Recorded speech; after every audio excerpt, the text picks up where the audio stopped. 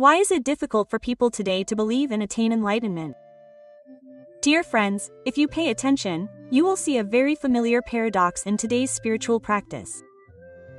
Many people study Buddhism, read many scriptures, and listen to many Dharma talks. But when asked honestly, many still say, "I've been practicing for so long but haven't seen anything. My mind is still restless, and afflictions are still there." As for enlightenment or realization, it seems like something very far away. Quote, "Some people have practiced for 10 or 20 years and still feel like they are standing outside the door of the Dharma, not because they haven't tried, and not because they aren't sincere, but because there is always a difficult to express hesitation in their hearts. In particular, every time they hear the word faith, many people hesitate.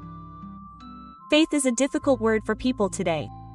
They fear superstition, they fear being misled, they fear becoming gullible and thoughtless, especially for highly educated people who are used to logical thinking, used to asking why and where is the evidence. The word faith becomes even heavier. Not a few people ask themselves, is practicing Buddhism about abandoning reason to believe? Does more doubt mean being further away from the Dharma? If I still have questions and doubts, am I not qualified to practice?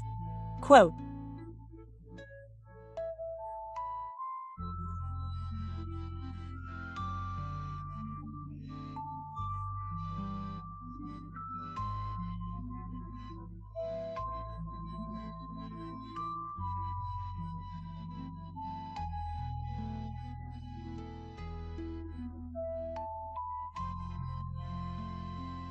these questions are actually not uncommon, and what's noteworthy is that they are not signs of error, but rather signs that people today are searching for a true path of spiritual practice, one that is not blind or borrowed. Therefore, the teaching in the Diamond Sutra, pure faith gives rise to true reality, is not only for people of the past but seems to be spoken specifically for practitioners of today, those who both yearn for the truth and fear being deceived. The problem is not that we don't believe, but that we haven't correctly understood the word faith in Buddhism.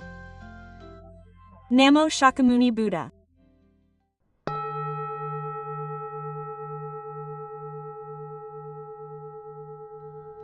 Misunderstanding is the biggest obstacle on the path of practice.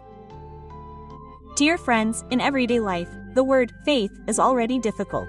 When going to the market to buy fruit, the more the seller says, "Trust me," the more you want to check carefully. Even more so with matters of spiritual practice, spirituality, and life and death, who would dare to trust easily? Therefore, many people studying Buddhism carry a great deal of caution. Every time they hear the word trust, a reflex immediately arises in their minds: beware of superstition. This reflex, upon closer examination, is not due to malice but rather a result of a whole process of education and social experience. We are taught to be skeptical, to ask questions, to verify. There is so much deception and disappointment that people learn to protect themselves. But the problem begins when we apply the worldly understanding of trust directly to Buddhism, leading to great misunderstandings. In life, trust is often accompanied by ignorance. We trust because we don't know clearly. We trust because we don't have the means to verify. We trust out of fear or because we need something to cling to. Therefore, in many people's minds, trust is synonymous with abandoning reason, entrusting one's fate to others. When bringing this mindset to the Dharma, people naturally erect a wall. On one side is reason, thought, analysis. On the other side is faith, spiritual practice, and the Dharma. The two sides are opposed. And when they are opposed in this way, those studying Buddhism fall into a dilemma. If they trust, they fear being misled. If they don't trust, they fear they won't be able to practice. Some people read many scriptures, understand the words very clearly, but their hearts are not at peace. Because the more they read and analyze, the more inconsistencies they find. If they want to have deep faith, reason objects. If they want to maintain reason, their hearts are not at peace. Thus, they practice without understanding, they learn without absorbing.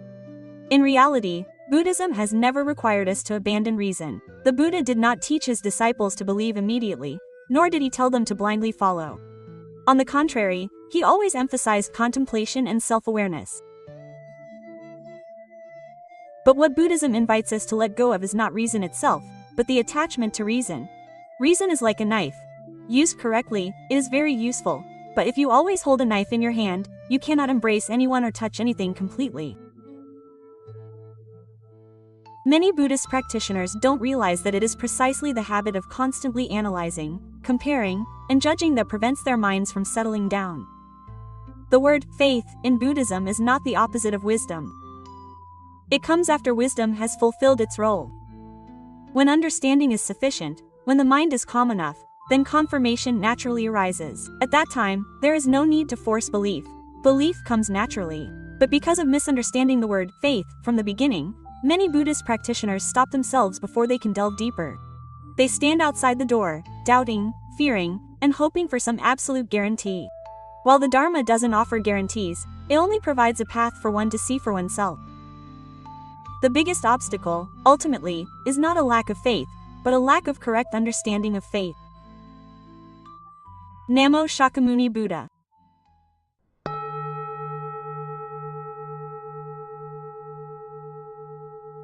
What is faith, according to the Diamond Sutra? It's not believing in others, but knowing for oneself. Dear friends, after breaking through the fundamental misunderstanding of the word faith, the question naturally arises. So what exactly is the faith that the Diamond Sutra speaks of? Believing in whom? Believing in what, and how? In the Diamond Sutra, the Buddha never tells us to believe in a powerful being, nor does he teach us to believe his words simply because he is the Buddha. He only says a very short but profound sentence.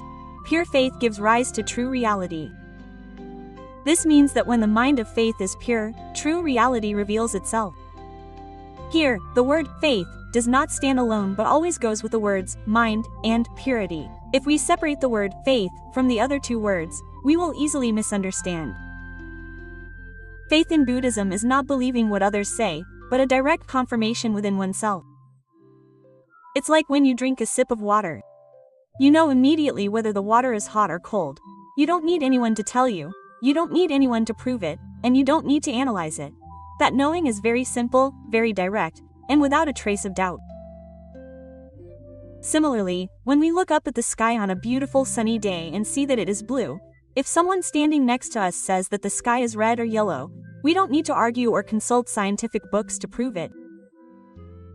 We simply smile because we have already seen it.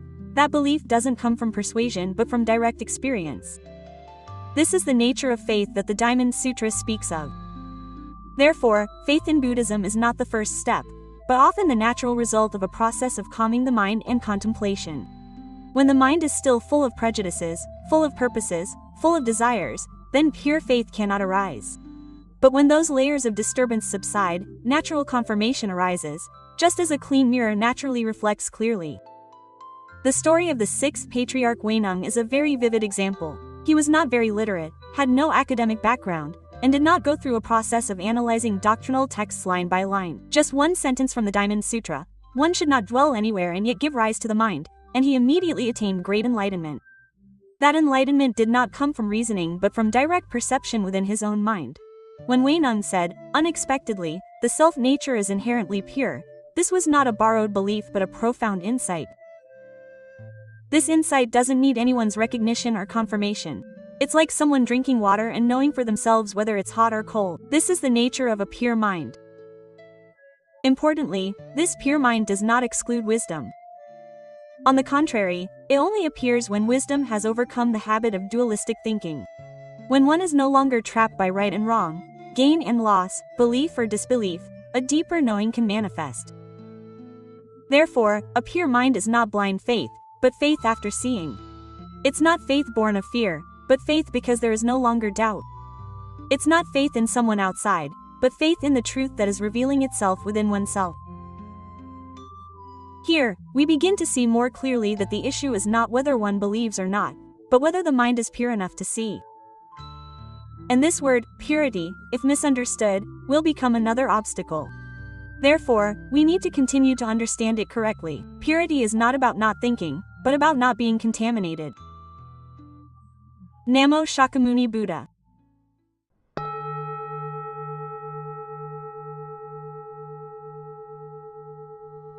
Purity is not about not thinking, but about not being contaminated.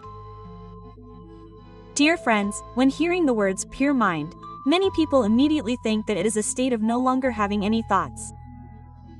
Sitting still, with an empty mind, no thoughts arising, no emotions stirring. If there are still thoughts, sadness, or worries, they think they are not pure, not practicing correctly. This understanding sounds reasonable at first glance, but in reality, it easily leads practitioners to stress and fatigue. Because how can a person living in the world not think? How can they not have emotions? Trying to force the mind not to think is often just suppression, not purity.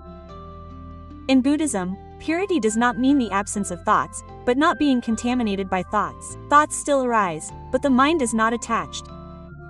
Emotions arise, but one is not carried away by them, like dust flying in the air but not clinging to the mirror. So what is defilement?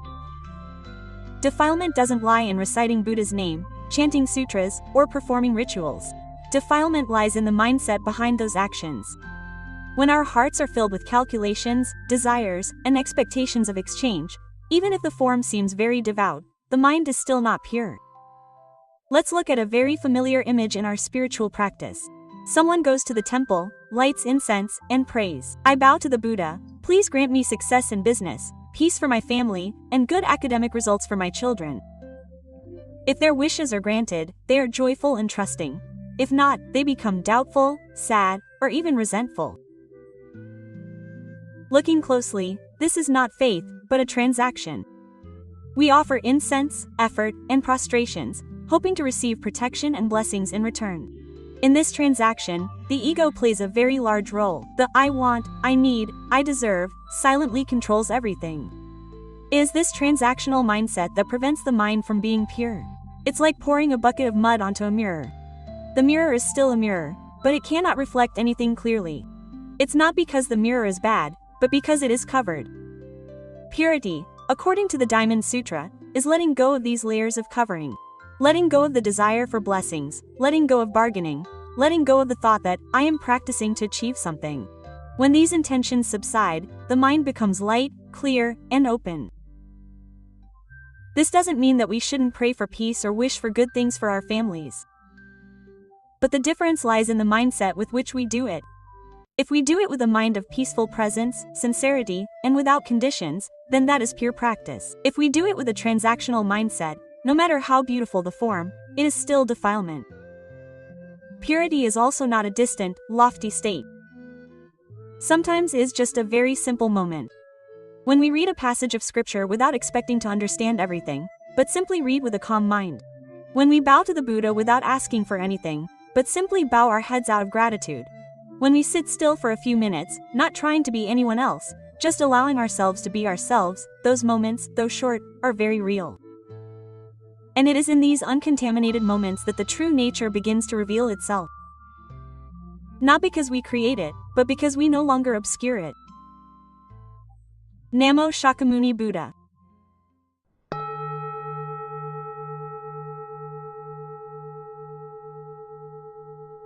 The true nature does not arise from practice, but only when obstacles subside.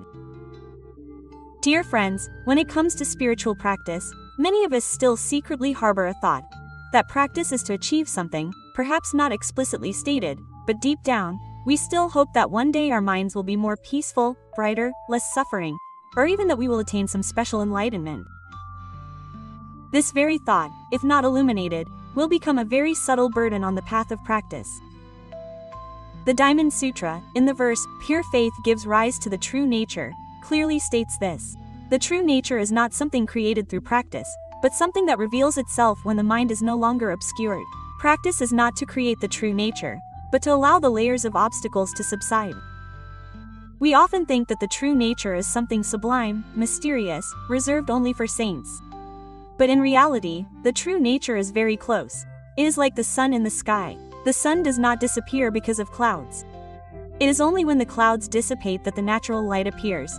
No one creates the sun. Similarly, the true nature does not arise from our skillful practice. It is inherently present, but because our minds are always restless, always chasing desires, making distinctions, and calculating, we do not see it. When those clouds subside, the natural perception appears. The image of the moon and water in the scriptures also illustrates this. The moon is not in the water, nor does the water create the moon. Only when the water is still does the moon's reflection appear. If the water is constantly rippling because of the wind or agitation, the moon is still there, but it cannot be reflected. Our minds are the same. Every time I harbor the thought that I'm practicing to attain this or that I need to reach a certain state, the surface of the water becomes disturbed. The more I try to attain, the further away it gets. The more I seek enlightenment, the more restless I become. The sixth patriarch Huineng is a clear example of this. He didn't approach the Dharma with a mind-seeking attainment. Upon hearing a single verse of scripture, he immediately understood. It's not because he was special compared to others, but because his mind didn't carry many layers of obstacles. When he heard the phrase, abiding nowhere, all attachments fell away, and in that moment, his true nature was revealed. We today often do the opposite. We think that practice means accumulating, adding, understanding more, and attaining something. But the more we add, the heavier the mind becomes, and the heavier it is, the harder it is to see. Practicing correctly, according to the spirit of the Diamond Sutra, means gradually reducing expectations, reducing imaginings of future enlightenment, reducing comparisons with others, and even reducing the thought that I am making progress. When these things subside, the mind becomes light and clear. And in that clarity, a very simple knowing arises. It's not noisy, not dramatic, not like what we imagined enlightenment to be, but it is very real, very stable, and doesn't need anyone's validation. That is when we begin to understand the Buddha's teachings more deeply. True reality doesn't come from trying to grasp it, but from letting go in the right place. We don't need to look for true reality anywhere far away, but simply stop obscuring it with our own layers of desires. Namo Shakyamuni Buddha.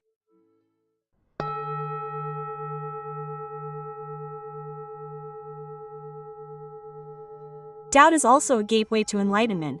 There are two types of doubt: defiled doubt and pure doubt. Dear friends, after hearing this, perhaps many of us still have a very subtle concern. I understand the principle, but I still have doubts in my heart. I doubt when I sit in meditation. I doubt when I listen to the Dharma. Even when I chant sutras, I still doubt. Does this mean I have poor spiritual capacity or that I lack sufficient faith to practice? Quote, in reality, in Buddhism, there is no fear of doubt, only fear of doubting in the wrong way. Buddhist teachings clearly distinguish between two types of doubt. One type of doubt is an obstacle, but another type of doubt, if used correctly, is a gateway to enlightenment. The first type of doubt is defiled doubt. This type of doubt arises from disappointment, from unfulfilled desires, from a calculating and scheming mind. For example, someone goes to the temple to pray for blessings and wealth, but still faces difficulties in life. Then doubt arises. Is the Buddha truly powerful? Is practicing like this beneficial? This type of doubt does not stem from seeking the truth but from feelings of dissatisfaction. It's like another layer of sadness clouding the mirror of the mind, making it even more obscure. The second type of doubt is pure doubt. This is a very different kind of doubt. It doesn't aim to negate but to confirm. It arises from sincerity and a refusal to deceive oneself. A person with this type of doubt is not satisfied with borrowed answers, does not accept superficial understanding, and wants to see clearly for themselves. In Zen Buddhism, there is a saying, great doubt leads to great enlightenment, small doubt leads to small enlightenment, no doubt leads to no enlightenment. This is not encouraging excessive skepticism, but rather referring to a genuine inquiry, an unwillingness to compromise with ambiguity. Looking back at the enlightened masters throughout history, most of them went through a period of profound doubt. They didn't doubt to oppose, but doubted because they were unwilling to live with a half-hearted belief. It was this doubt that burned away layers of superficial understanding, allowing a new, direct insight to emerge. The problem we face today is that we often confuse these two types of doubt. When we experience doubt, we immediately think we are practicing incorrectly, that our spiritual capacity is weak, and we hastily suppress and force ourselves to believe. But the more we suppress, the more tense the mind becomes, and the more tense it becomes, the further away from purity it gets. In reality, if you still ask questions, still ponder, still feel restless about things you haven't clearly understood, it shows that within you there is still a flame of seeking the truth. And that flame is what is truly precious.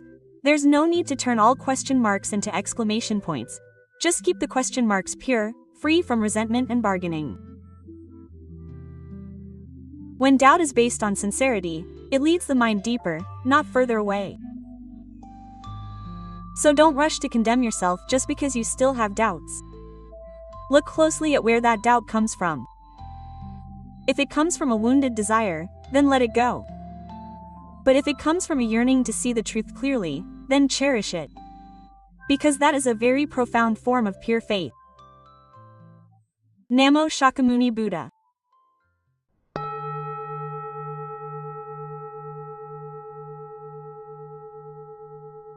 In conclusion, pure faith is not in the future, but in this very moment. Having reached this point, perhaps we can breathe a little easier.